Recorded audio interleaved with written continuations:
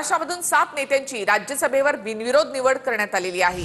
तर भाजपकडनं विनोद तावडे, रामदास आठवले यांच्यासह 4 जणांची राज्यसभेवर बिनविरोध निवड झाली।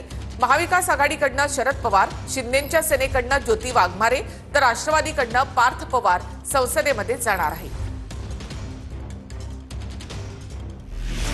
महाराष्ट्रामधली राज्यसभा निवडणूक बिनविरोध झाली। दुपारी 3 वाजेपर्यंत अर्ज दाखल करण्याची मुदत होती आणि राज्यातल्या राज्यसभेच्या 7 जागांसाठी 7 अर्ज दाखल झाल्यामुळे ही निवडणूक बिनविरोध झाली।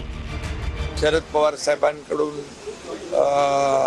आलेली विनंती आणि एकंदरीत त्यांचं जे काही ज्येष्ठत्व जे आहे त्याचा सर्वांनीच विचार केला आणि सर्वांची भावना होती की ही निवडणूक बिनविरोध व्हावी।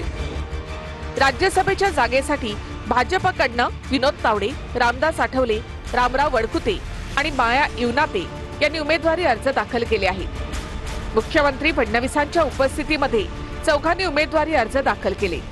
रामदास आठवले यांना सलग 3ऱ्यांदा राज्यसभेची संधी मिळाली आहे। पहिल्यांदा मला अशा पद्धतीची संधी मिळालेली आहे। नरेंद्र मोदी, अमित शहा यांनी माझ्याबद्दल अत्यंत चांगला विचार केलेला आहे। देवेंद्र फडणवीस यांचा प्रयत्न मला राज्यातून आणण्याचा होता आहे आणि त्यामुळं मला आणि माझी जी जनता जी आहे ही माझी जनता देशभरातली महाराष्ट्रातली खुश आहे। तर माया इवनाते यांनी पक्षाचे आभार मानले आहेत। आजपर्यंत मला पक्षाने जे जबाबदारी दिली मी पूर्ण जिम्मेदारीने निभावलं आणि ही जिम्मेदारी मी तेवढ्याच जिम्मेदारीने निभावेन। राज्यसभेसाठी शिवसेनेकडनं अनेक जण इच्छुक होते। शिंदेच्या शिवसेनेकडून राज्यसभेसाठी नव्या चेहऱ्याला संधी देण्यात आली। शिवसेनेकडनं ज्योती वाघमारे यांनी अर्ज दाखल केला आहे।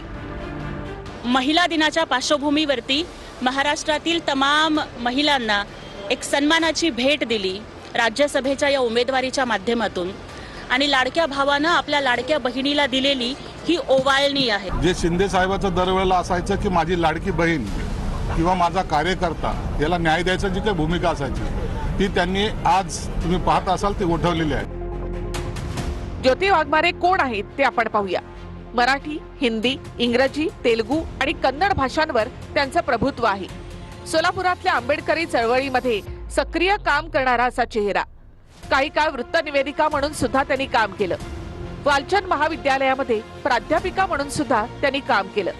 शिवसेना पक्षाच्या आक्रमक प्रवक्त्या म्हणून सध्या त्या परिचित आहेत। तर उमेदवारी न मिळाल्यामुळे आनंदराव अडसूळ भाजप आणि शिंदेच्या शिवसेनेवर नाराज झाले की न ऐकलेली नावं सुद्धा आज त्यांच्या कोट्यातून दिसत आहेत आणि माझा क्लेम असताना त्यांनी प्रायोरिटीने विचार करण्याची गरज होती तो केलेला नाही। त्या मुलासाठी पण तुम्ही इच्छुक होतात?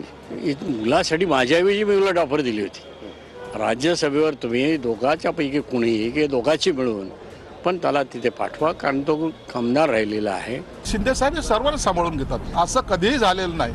शिंदे साहेबांनी कोणत्याही नाराज कार्यकर्ता असेल त्याला कधी वाऱ्यावर सोडलेलं नाही, सर्वांना सांभाळून घेतले ही त्यांची भूमिका असते। पार्थ पवार यांनीही मुख्यमंत्री फडणवीसांच्या उपस्थितीमध्ये उमेदवारी अर्ज दाखल केला आहे। तर महाविकास आघाडीकडून शरद पवारांचा उमेदवारी अर्ज दाखल करण्यात आला। अधिकाऱ्यांनी सिल्वर ओकवर जाऊन शरद पवारांच्या राज्यसभेसाठी जाण्यासंदर्भातल्या कागदपत्रांची प्रक्रिया पूर्ण केली। त्यानंतर विधिमंडळामध्ये जाऊन अर्ज दाखल करण्यात आला। यावेळी सुप्रिया सुळे आणि संजय राऊत उपस्थित होते।